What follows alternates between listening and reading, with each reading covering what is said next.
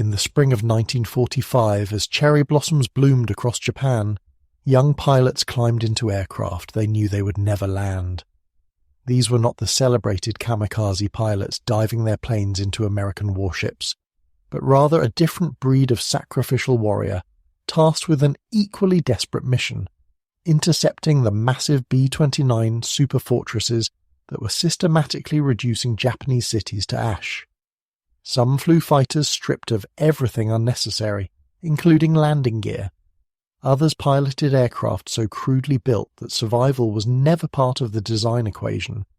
This is the story of Japan's suicide interceptors, the fighters designed to crash rather than land, and the men who flew them in the dying months of World War II. By late 1944, Japan's strategic situation had become catastrophic. The Mariana Islands had fallen to American forces, providing bases from which B-29 bombers could strike the Japanese homeland with impunity. These silver giants, flying at altitudes where most Japanese fighters struggled to reach them, carried devastating payloads of incendiary bombs that turned wooden Japanese cities into infernos. The March 1945 firebombing of Tokyo alone killed more than 100,000 civilians in a single night. Japan's conventional air defences were proving woefully inadequate. The country had lost most of its experienced pilots over the Solomon Islands, the Philippine Sea, and countless other battles. Fuel shortages meant that new pilots received minimal training, sometimes as little as 30 hours of flight time before being sent into combat. Aviation fuel itself had become so scarce that pine root oil was being mixed with what little remained, creating a volatile cocktail that damaged engines and reduced performance. Against this backdrop of desperation, the Japanese military leadership embraced what they saw as the ultimate expression of the warrior spirit: deliberate self-sacrifice. The concept wasn't entirely new to Japanese military thinking. The code of Bushido had long glorified death in battle over the shame of defeat or capture. But what emerged in 1944 and 1945 was something different, a systematic militarization of suicide that transformed human beings into guided missiles. While the Navy's kamikaze units attacked ships at sea, the Army Air Force developed its own form of aerial suicide tactics, specifically aimed at stopping the B-29s that were burning Japan to the ground. The idea of ramming enemy bombers wasn't unique to Japan. Soviet pilots had occasionally rammed German aircraft during desperate moments in the defense of their homeland, and even some German pilots had attempted ramming attacks against Allied bombers late in the war. But what set the Japanese approach apart was its institutionalization. This wasn't about individual pilots making split-second decisions in the heat of battle.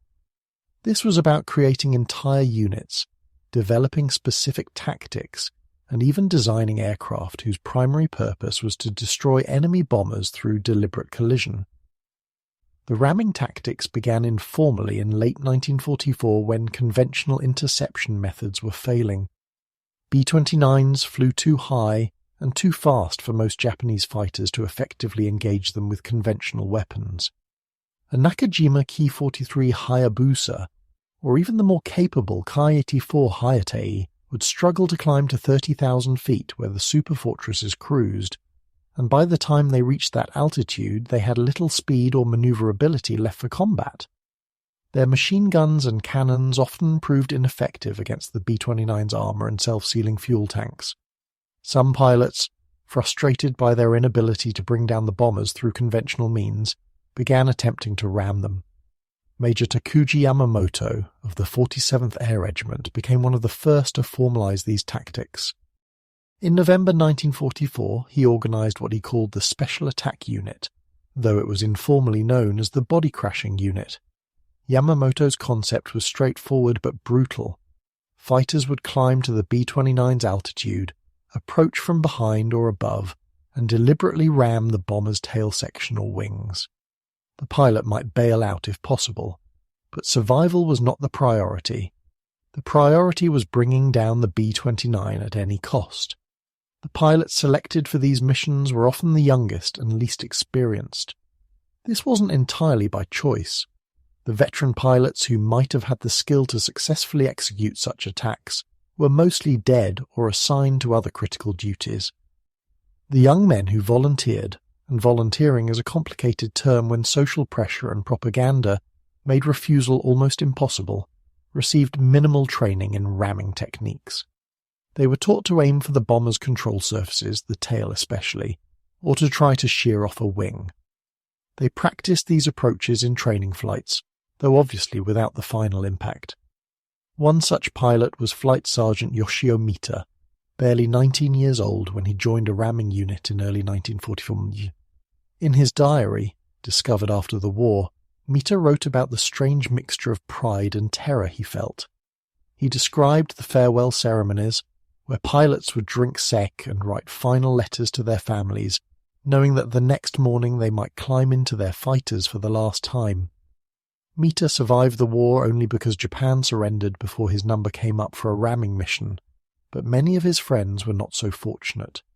The psychological preparation for these missions was intense. Pilots attended lectures on the nobility of self-sacrifice, studied examples of historical samurai who had died for their lords, and were told repeatedly that their deaths would protect their families and preserve the emperor. They were given ceremonial short swords, white headbands inscribed with patriotic slogans, and sometimes 1,000-stitch belts sewn by women from their hometowns.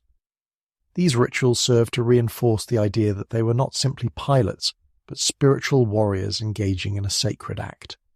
As the ramming tactics evolved, the Japanese military began considering purpose-built suicide aircraft.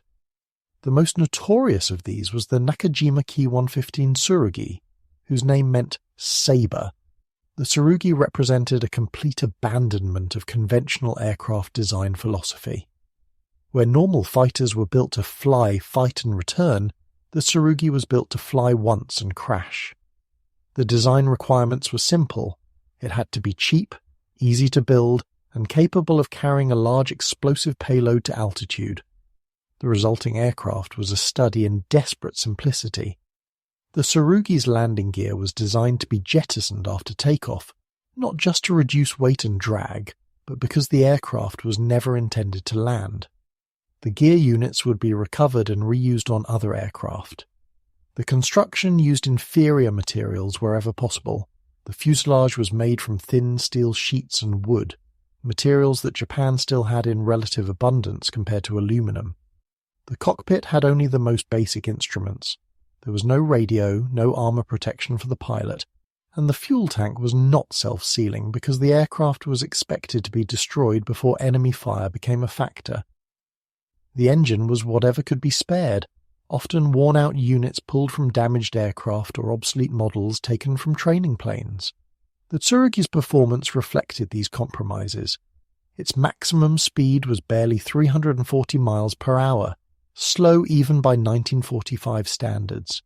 Its climb rate was sluggish, and its handling was reportedly terrible, with vicious stall characteristics that would have made it a death trap even in conventional use. But none of this mattered to its designers. The Tsurugi only needed to take off once, climb to altitude once, and dive once. Captain Fumio Hara, a test pilot who flew one of the early Tsurugi prototypes, later described the experience as terrifying. The aircraft shook violently during its takeoff run. The crude engine mounting transmitted every vibration into the cockpit, and once airborne, it felt barely controllable. Hara, who had flown dozens of different aircraft types, said the Tsurugi was the only one that genuinely frightened him. He couldn't imagine sending inexperienced pilots up in such a machine, even for a one-way mission. Despite these problems, the Japanese military ordered the Tsurugi into mass production. Factories that had once built bicycles and agricultural equipment were converted to aircraft production, with workers who had never built planes before hammering together these crude flying bombs. By the summer of 1945, more than 100 Tsurugis had been completed, with plans to build thousands more. They were dispersed to hidden airfields, camouflaged under trees and in caves, waiting for the American invasion that everyone believed was coming. The pilots assigned to fly the Tsurugi received even less training than regular kamikaze pilots. The aircraft's terrible handling characteristics meant that extensive flight training would have been not just wasteful, but dangerous.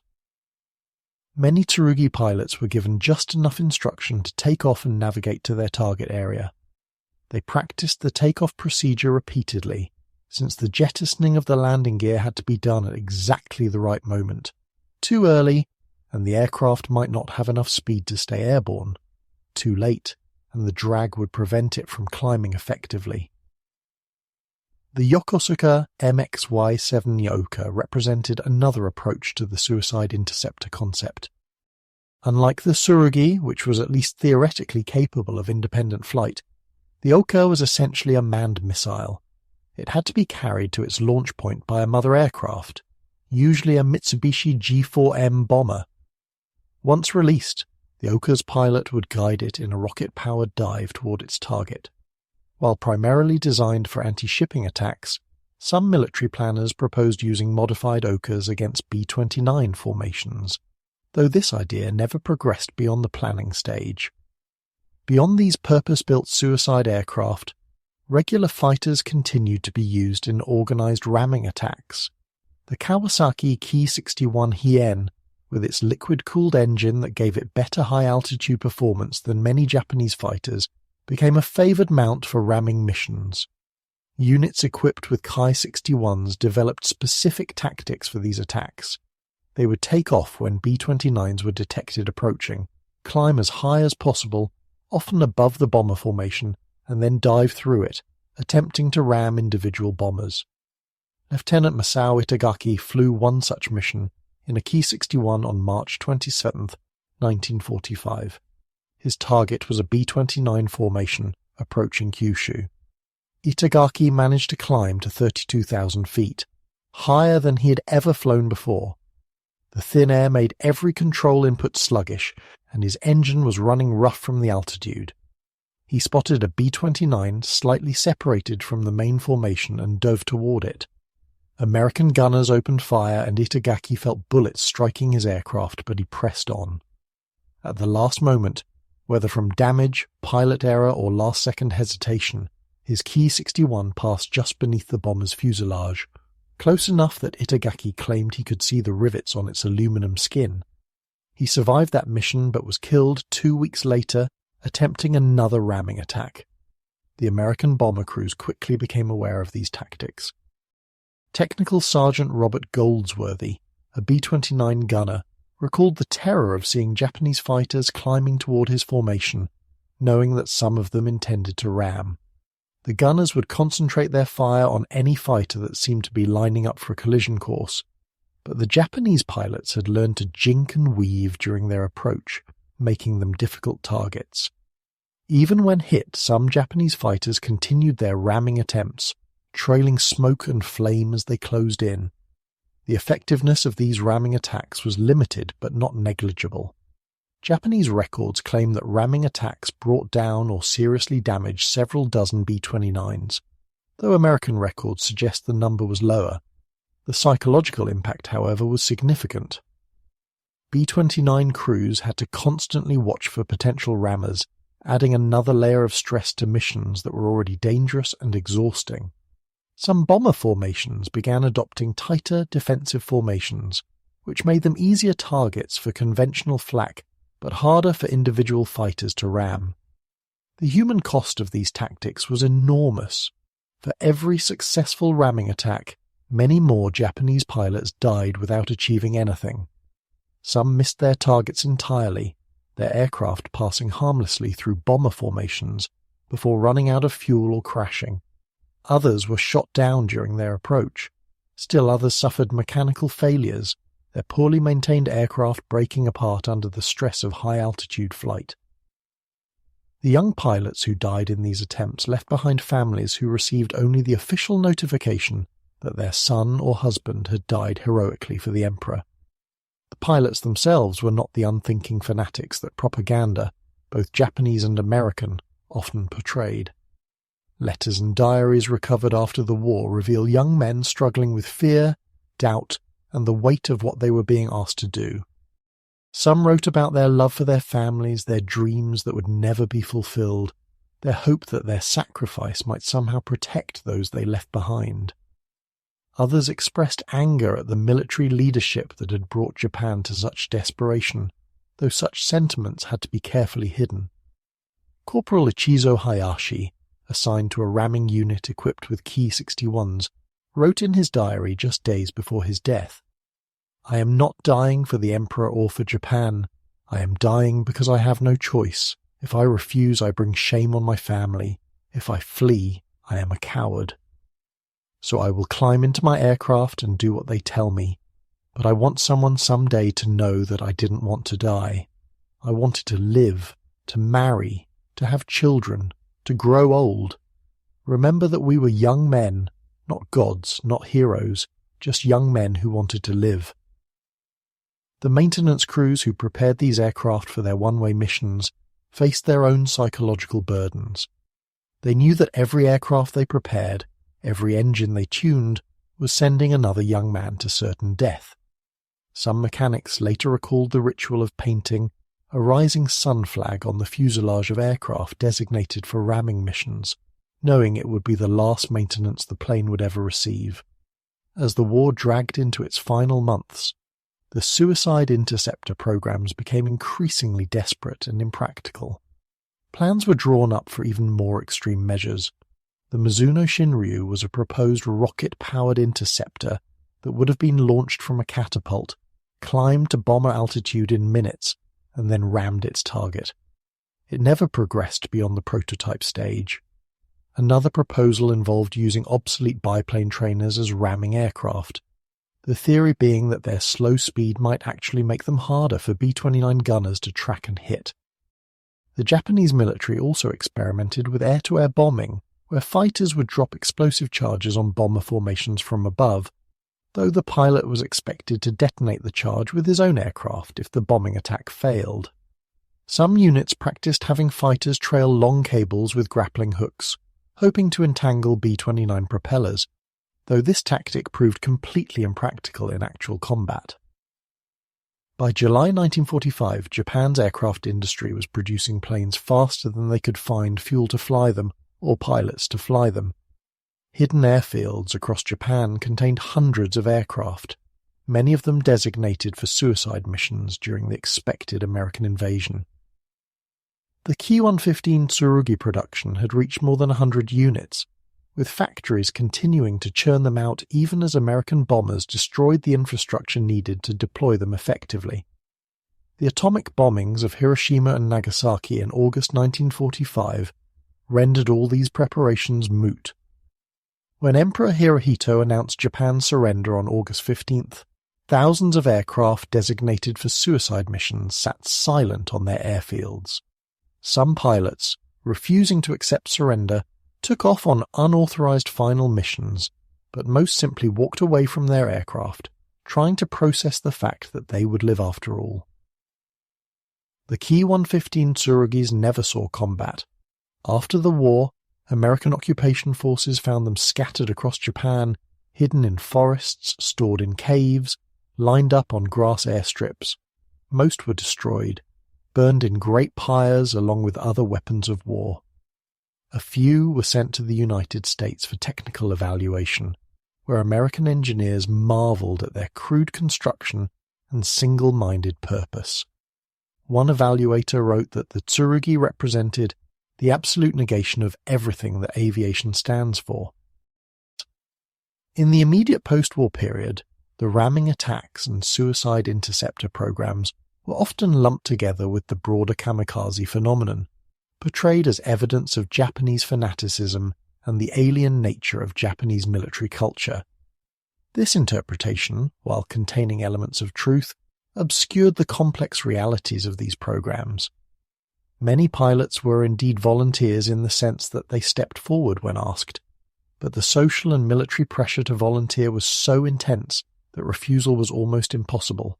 The culture of shame, the propaganda that equated surrender or survival with dishonor, and the very real threat to family members of those who refused to volunteer created a system where young men had little real choice. The effectiveness of the suicide interceptor concept remains a subject of historical debate. From a purely military perspective, the resources invested in programs like the Ki-115 would almost certainly have been better used elsewhere. The ramming attacks, while occasionally successful, never seriously threatened the B-29 offensive. For every bomber brought down by ramming, dozens more continued to their targets. The loss of trained pilots, even minimally trained ones, in ramming attacks weakened Japan's already depleted air defences. Yet focusing solely on military effectiveness misses the larger tragedy.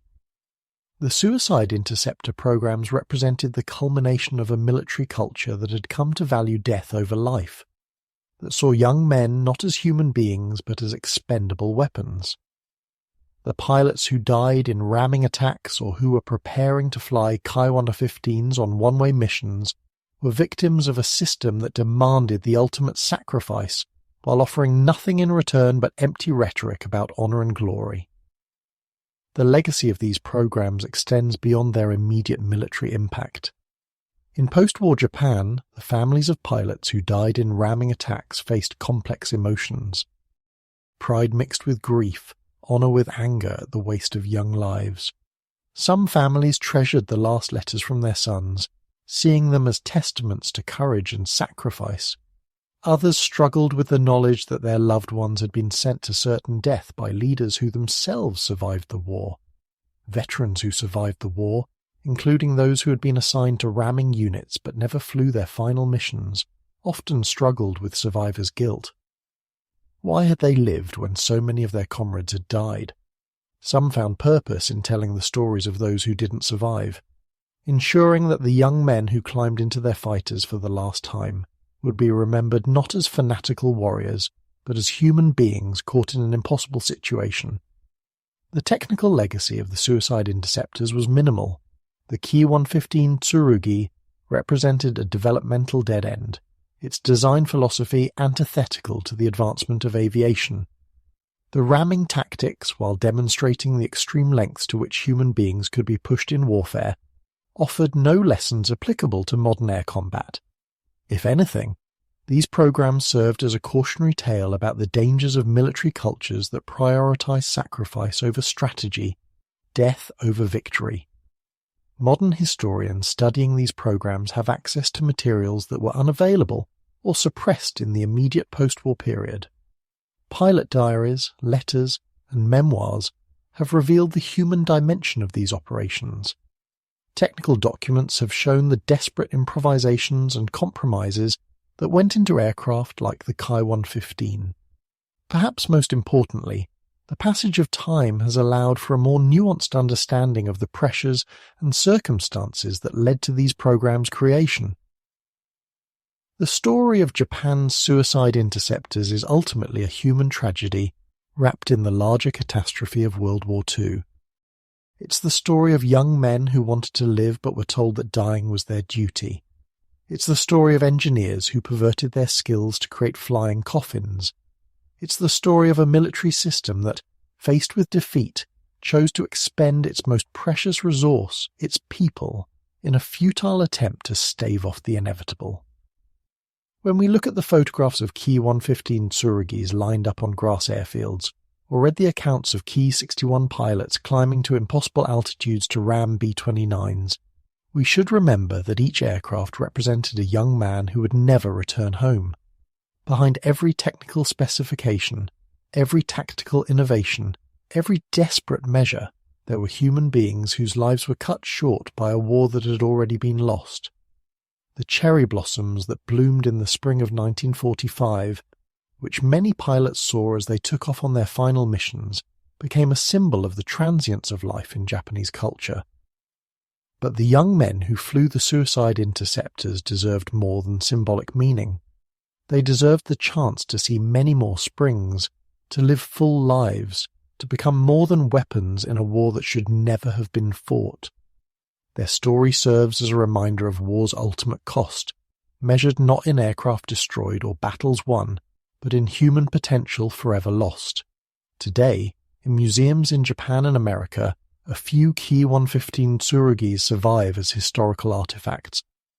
Visitors often pause before these crude aircraft, trying to imagine climbing into such a machine knowing it would be a one-way trip.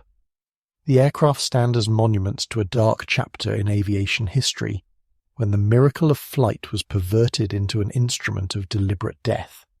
They remind us that technology, no matter how crude or sophisticated, is ultimately just a tool. It's the human decisions about how to use that technology that determine whether it serves life or death, whether it lifts humanity up or drives it toward destruction. The last word should go to those who lived through these events. An American B-29 pilot interviewed decades after the war recalled watching a Japanese fighter deliberately ram one of his squadron mates.